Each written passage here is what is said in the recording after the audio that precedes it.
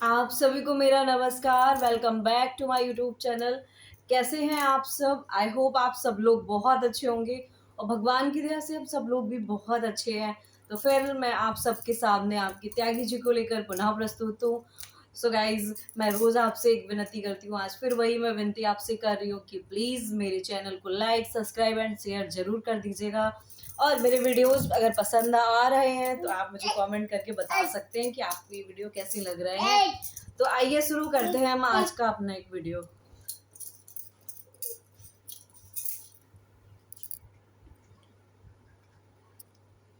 प्रिय दर्शक बंधुओं एवं मेरे प्यारे श्रोतागण, कई दिनों से मैं आपको लगातार अपने जीवन संस्मरण सुना रहा हूँ।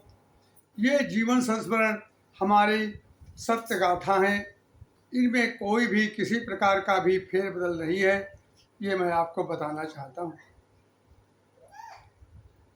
आज मैं आपको नगर के बाहर जो हमारे नगर वासियों ने आप साथ देकर और अपना परोपकार का झंडा गाड़ा, उसके बारे में आपको बताना चाहता हूँ। साथियों, हमारे नगर से लगभग 3 किलोमीटर दूर पर एक सोनहार नाम का गांव है। वो गांव छोटा ऐसा है, सभी लोग प्रेम से वहाँ रहते हैं।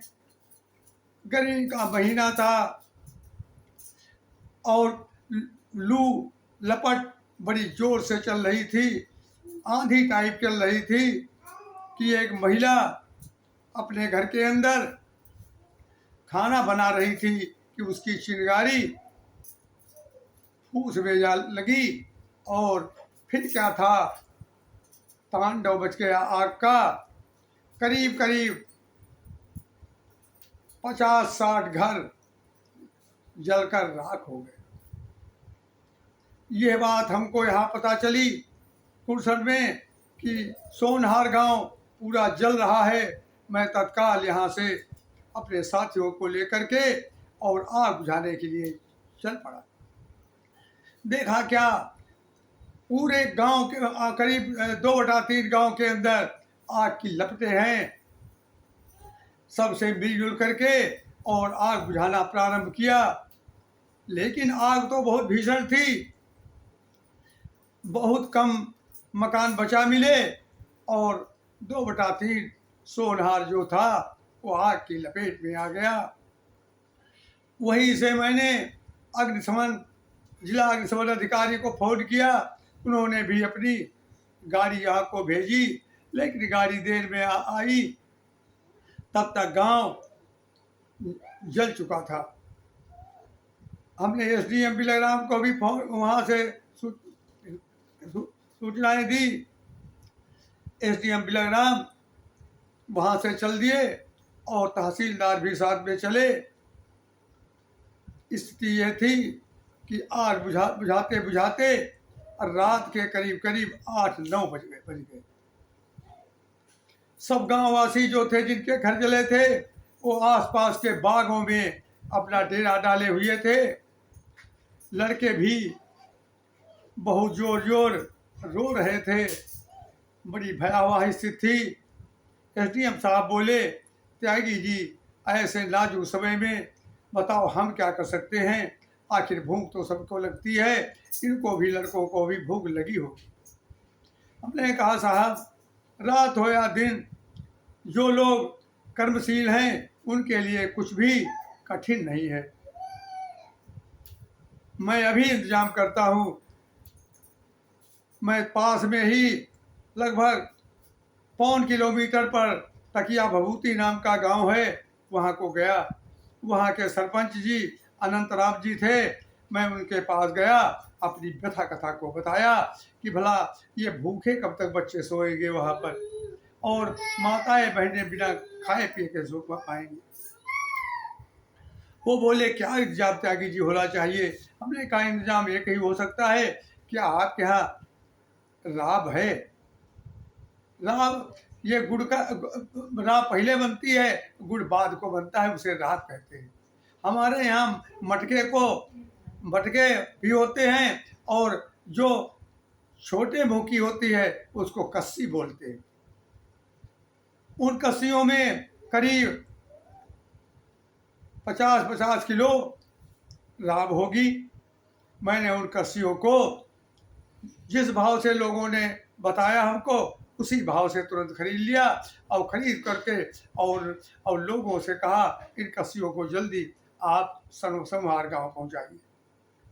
अपने गांव के लोगों से कहा कि यहाँ तो दुकान भी नहीं है, जाओ देखो जाकर कुशन में जितने भी हो उन दुकानों पर बिस्कुट ले आओ। सब लोग आए और गांव में बिस्कुट ले लिए, और भर करके बिस्कुट वो वहाँ से चले और आए, और सबको बिस्कुट, बच्चों को भी बिस्कुट दिए, उनको भी बिस्कुट दिए। एक एक टंकी मंगवाई, टंकी में वो शरबत बनाया गया राब का, और सबको पिलाया गया। एसडीएम वगैरह जा चुके थे, वो कहने लगे सवेरे इसका इंतजाम होगा। खैर, उनकी पेट पूजा जो कुछ रात को हो सकती थी वो हमने करवाई। सवेरा हुआ तो ये बात कुशल भर में फैल गई कि भाई उनके खाने का इंतजाम हो।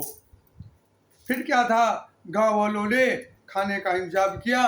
पूड़ी और आलू की तरकारी, सब्जी उनको भेजी गई। खाया लोगों ने, लेकिन क्या खाते वो लोग, उनका तो सब कुछ चला गया था। आग की लपट में उनकी गृहस्थी पूरी साफ हो गई थी। कई लोगों के घरों में जो अनाज था वो भी जल चुका था। लेखपाल आया, लेखपाल से इंक्वायरी करवाई तो करीब 50 घर लगभग वो जले हुए थे, और उन घरों की इंक्वायरी करवाई। उस जमाने में एसडीएम साहब तो बड़े अच्छे व्यक्ति थे।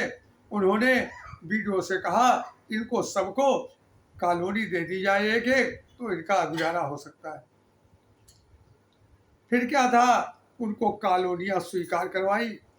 कॉलोनियाँ स्वीकार हुई, लेकिन हर जगह पर बेईमान और बदमाश लोग मौजूद ही है, जो भ्रष्टाचार फैलाते हैं और खुद धनी होने का ख्वाब देखते हैं।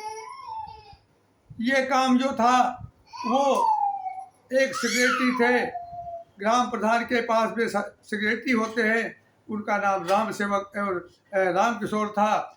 उनके लिए किया गया, उनको तैनात किया गया। सबकी फाइलें बनी, तो राम सेवक ने क्या किया, राम सेवक ने ये किया कि उन फाइलों में राम सेवक ने हर फाइल बनी तो उस फाइलों में जनता से उन्होंने 200 रुपया सबसे मांग की। ये बात हमारे पास भी पहुंची। मैंने कहा अच्छा, इनसे अब जरूर निपटेंगे। लगभग आधे से ज़्यादा लोगों से वो रुपए ले चुके थे, 200, और कहने लगे जो नहीं रुपया देगा उसको हम कॉलोनी नहीं देंगे। भाइयों, उनके खिलाफ ने कार्रवाई की, इंक्वायरी हुई, और वहाँ प्रधान के दरवाजे सब काम हो रहा था। प्रधान एक निर्मल कुमार के घर के ही थे, तो एक प्रधान के दरवाजे पर ये सब हो रहा था, इसलिए यह बहुत अशोभनीय कृत्य था। उसके बाद में क्या हुआ कि वो उनके पैसे लौटवाए गए। बीडीओ साहब ने इंक्वायरी करवाई और उनके पैसे लौटवाए गए, और सबको कॉलोनियाँ स्वीकृत हुई। राम किशोर को सस्पेंड कर दिया गया, जो उन्होंने 200 रुपये लिए थे, इसलिए राम किशोर सस्पेंड हुए। भाइयों, उसके बाद में स्थिति ये आई कि उनके पास तो कुछ था नहीं। लेखपाल जी ने उनका नुकसान का वो बनाया कि किसका नुकसान हुआ, और हमारे तहसीलदार साहब और एसडीएम साहब ने उसकी स्वीकृति दी। 3-4 दिनों के बाद में सबको रुपया गवर्नमेंट का आ गया और उनकी खान पान की व्यवस्था तब तक गांव वाले सब करते रहे। हमने भी सोचा इनके पैसे मिले हैं लेकिन इनकी गृहस्थी कैसे हो।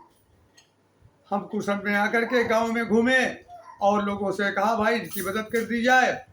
सब लोगों ने चंदा कर दिया, किसी ने 1000 दिया, किसी ने 500 दिया, किसी ने 2000 दिया, सबने कुछ न कुछ दिया।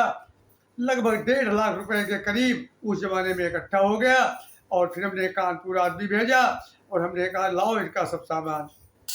कपड़े की भी व्यवस्था कराई, कपड़ा भी खरीदा, साड़ियाँ, और उन्नाव में एक क्लब है, उस क्लब ने भी इसमें अपना सहयोग दिया। उन्होंने कपड़े भेजे, काफ़ी कपड़े यहाँ आ गए और पूरे परिवारों को हम लोगों ने उनके मन मुताबिक कपड़े दिए, साड़ियाँ दी गई। और उसके बाद भाई इनके पास जो है बर्तन नहीं है, बर्तन भी कानपुर भेजा और खरीदे गए। सबको एक एक डब्बा बड़ा और दो थालियाँ, दो तीन तीन कटोरी और कटोरी, लोटा, गिलास, यही सब सामान जो था वो वहाँ पर सबको वितरित किया गया। इस प्रकार उनके पास गृहस्थी का सामान हम लोगों ने दिया, चलनी याद भी दी। मतलब जो छोटे छोटे थे सामान वो भी हमने उनको सबको दिए और इस प्रकार से उस गांव को हमारे नगरवासियों ने सहयोग देकर फिर राहत की सांस लेने के लिए तैयार कर दिया। भाइयों, ये कार्य जो था अनूठा था और हम कुशल के लोगों को धन्यवाद देते हैं कि ऐसे समय में उन लोगों ने एक अपने पड़ोसी की मदद की और उनको ऐसे समय में सहारा दिया जब कोई उनके पास था ही नहीं। साथियों, 15 दिन तक उनको भोजन व्यवस्था कुशल के लोगों ने की। खैर वहाँ के प्रधान ने भी उनको काफ़ी सहायता की और बर्तन दिए और कपड़े भी दिए।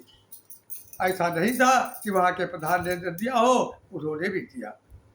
इस प्रकार उनको कॉलोनी भी मिल गई, घर भी मिल गया और उनको गृहस्थी का सामान भी मिल गया, पहनने के लिए कपड़े भी मिल गए, ऐन मौका पर भोजन के लिए व्यवस्था भी हुई। साथियों, जो लोग परेशान होते हैं उनकी मदद अवश्य करनी चाहिए। आप लोगों से हमारा निवेदन है कि आप लोग भी असहाय हों, दीन हों या ऐसे व्यक्ति हों जिनके पास कुछ न हो, उनकी मदद अवश्य करें और ईश्वर आपका भला करेगा।